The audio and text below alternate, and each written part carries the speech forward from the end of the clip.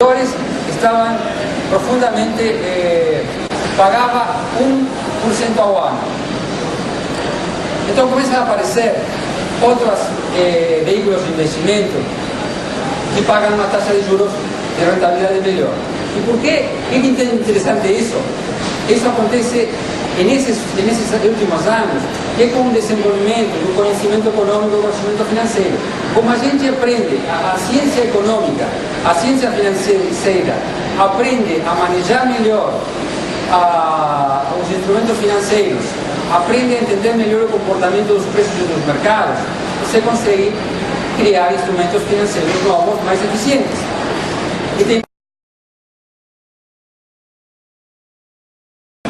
Então, vamos começar a aumentar a taxa de juros para estimular a economia. Então, a taxa de juros começou a aumentar. O que começou a aumentar a taxa de juros? Ficou mais difícil pagar as hipotecas, ficou mais difícil pagar os empréstimos de consumo, ficou mais difícil para as empresas obter financiamento para manter o giro, começou a aumentar a inadimplência. No momento que começa a aumentar a inadimplência, começa a cair o crédito. Se o risco é maior, aqueles empréstimos para a alavancagem começam a ser difíceis, a taxa sobe, pessoas e instituições começam a ter mais vendas. O aumento da taxa de juros, tanto do governo quanto do mercado, faz com que se venda menos. Se consuma menos, a economia começa a contrair. Contração econômica, menos salário. Menos salário, mais dificuldade para pagar. Então, tudo aquilo que girava favoravelmente começa a girar desfavoravelmente. E aí começa problemas de crédito, pressão financeira, pressão de consumo, aumento do risco, começa a faltar dinheiro, e aquela história que a gente acaba conhecendo com a queda das agências hipotecárias, com a queda do Bear, do Lima, todos aqueles bancos que acabaram caindo, que foi exatamente um ano atrás. Em que acerramento de uma marolinha baseado nos fundamentos da economia brasileira. Só que ele não considerou, ou a equipe dele não considerou, que pudesse acontecer uma parada mundial que derrubasse a economia do mundo inteiro e arrastrasse o Brasil. Se for marolinha ou não for marolinha, bom, não vamos discutir o tamanho da onda, mas que foi uma onda feia, foi. Vamos lembrar que em dezembro do ano passado, o Brasil perdeu mais empregos que os Estados Unidos. Os Estados Unidos perdeu 500 mil empregos, o Brasil perdeu 600 mil. A nossa economia é 1/10 da economia deles. A situação que nós temos hoje em dia, agora, é qual? Aparentemente, a recessão terminou, mas estamos confundindo a recessão com a crise. Que haja terminado a recessão não quer dizer que a crise haja acabado, porque ainda existe um monte de coisas que tem que ser resolvidas. Então a crise acaba quando os governos resolvem o problema do déficit público, quando as economias voltem a crescer de maneira genuína, de maneira real, de maneira substantiva. O que acontece agora? Qual é o problema que nós temos agora com os crescimentos? Nós não sabemos se esse crescimento que está tendo agora, esse 0,1, 2% que está tendo na Europa, nos Estados Unidos, esse 1% que nós tivemos no Brasil, nós não sabemos se é o crescimento provocado pelos planos de ajuda ou se é um crescimento genuíno.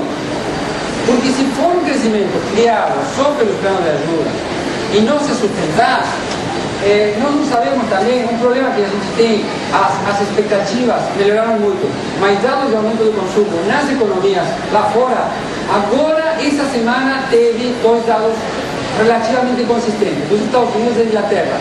Mas até 2 semanas atrás, nós não tínhamos isso. Nós tínhamos efeitos de melhora nas expectativas das pessoas, da confiança do consumidor, mas não, as vendas não aumentavam. E se não aumentam as vendas, não aumenta o consumo, não aumenta o investimento, como que a economia vai crescer? Como que os governos vão pagar o déficit público? Como que eles vão conseguir retirar todo esse dinheiro que existe no mercado?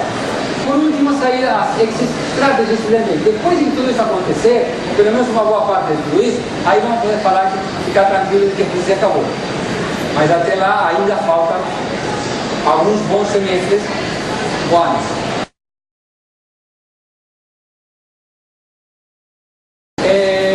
Bom, com respeito ao Brasil, de novo, a mesma história, se a coisa se mantém relativamente organizada na economia mundial, o Brasil vai se dar bem.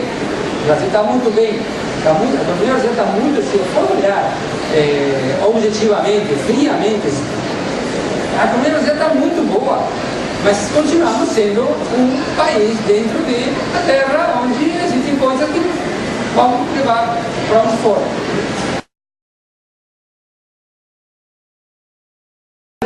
Ainda, nós temos 3 cenários, quer dizer, temos mais, eu escolhi 3 para falar rapidamente aqui.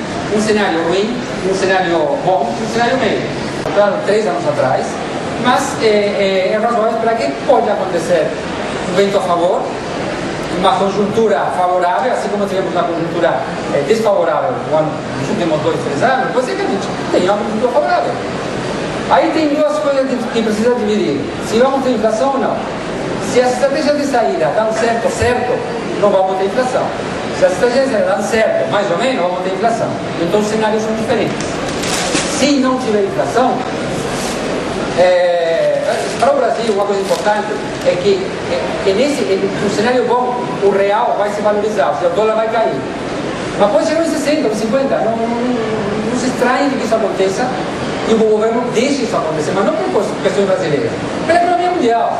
Porque o dólar está perdendo, não é que o Brasil, não é que o real está se valorizando. Por favor, primeira pergunta é a seguinte: o garoto rico foi atropelado, está no Einstein, na UTI, e o pessoal da comunicação diz: não, ele está ótimo, ele está bem, e está lá entubado. Sim. Na verdade, ele pode morrer a qualquer momento, porque ele está em coma induzido. Sim. Na verdade, a comunicação, não, ele se recuperou bem. É mais ou menos isso?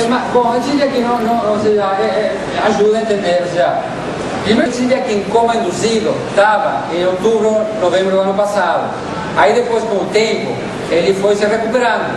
Já vamos dizer que não está no CTI, ele está andando pelos corredores, sabe? Já está começando a andar, sabe? Ele poderia ter saído do hospital e voltar para trabalhar, mas por uma questão de precaução, continua a observação. Essa seria a visão de muita gente, de que não é para sair comemorando, porque ainda tem muita coisa que pode acontecer. Isso é enorme, é absurda a quantidade de dólares que os Estados Unidos estão fabricando, sem lastro. Sim, bom, nos próximos 2 ou 3 anos. Não, eu vou dizer, não é meu... Vai dar problema. Se não tiver essas estratégias de saída que eu estava te falando, ou seja, que são estratégias para tirar esse dinheiro que está sobrando, vai haver problema. Você pode ter uma crise de confiança no dólar, ou seja, o dólar começa a perder valor, que é o que está acontecendo depois da guerra. Mas não todas as moedas no mundo não estão lastreadas. Aí quebrou o sistema e começou a flutuar. Então hoje em dia é só oferta e demanda, nenhuma moeda tem lastro de nada. Mas acabou essa coisa de lastro. O que se considera lastro hoje é a riqueza embaixo do chão. Por exemplo, o Canadá. Se você vê o dólar canadense, ele está aumentando de uma forma impressionante. Por quê? Porque ele tem muita riqueza. O dólar real também, né? O brasileiro também, o real. Então é isso. Bom, vamos fazer mais 2 perguntinhas. É difícil porque aí tem uma decisão política muito importante, eu falei no começo. Tem muitas decisões políticas afetando muitas decisões econômicas tomadas com enfoque político. Então aí vai depender de quando a China vai querer fazer a moeda deles conversível. Até lá, não tem muito o que falar. O iene, enquanto continuar a coisa do jeito que está, ele vai continuar se valorizando, com certeza. E a última. Desculpa. Em relação à crise mundial em geral, apesar das taxas de desemprego e tudo, o Brasil foi considerado um país que quase não passou pela crise, quase não sofreu com a crise. Sim. Qual é a minha opinião disso? Isso realmente é a verdade ou está tudo por debaixo do pano? Não, é a verdade. Se a crise terminar hoje, vai se sair muito bem. É verdade. E qual seria o motivo? Isso está acontecendo com o Brasil? Porque o Brasil tinha fundamentos bons. Quer dizer, nós, brasileiros, muito mais do que o governo, fizemos o nosso dever de casa durante 10 anos. Desde o Fernando Henrique, que a gente está fazendo as coisas bem. Então isso rende, no longo prazo rende. Tanto aí a gente está relativamente bem. Então, por isso, se a crise acabar do jeito que está, o Brasil vai sair bem. Mas se a